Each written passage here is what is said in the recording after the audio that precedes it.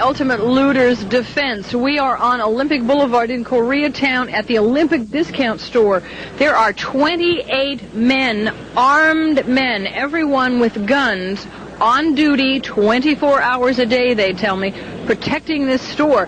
They have done such a job here, they won't let me in, they won't let anyone in. You can see this is surrounded by a gate, and if Laurel can take the camera and pan across, there are men in cars, there are men with every single person is armed here, and they walk back and forth across the roof, down around behind.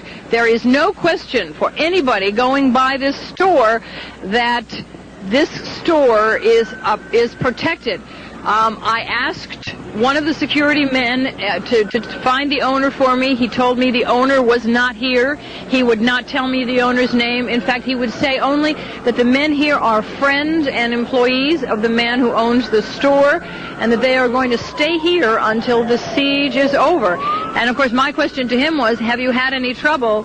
And he just looked at me and smiled and said, no, we haven't had any trouble at all. Patty, have you asked them whether their firearms are registered? Looks like they have a mix and match set of weaponry in the background. Well, for somebody with my little bit of weaponry expertise, I don't really know enough about that. And there's a real language I had a real language problem here, and I think it was on purpose, because every now and then I would get answers to my questions, and then every now and then they would say to me, no, I'm sorry, I don't understand you. So I don't know whether all of these guns are legal, but I have a feeling it doesn't matter to the people who are holding them. They are legal. Those are rifles and shotguns, and do not require registration, but they do require you know how to use them. And do they have handguns, too? Can you tell whether they're carrying, some of them are armed with holsters and handguns as well? It looks like they might be. Well, some of them have security jackets as if they belong to a security company, but when I asked if they were a company that had been hired, they told me no, that they were just friends and employees. That looks to be an Uzi that man is... Well, it looks on the roof, it looks to us that the man on the roof has some kind of automatic weapon, but...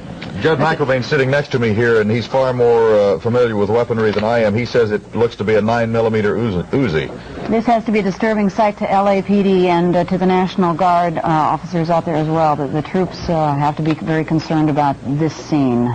Absolutely.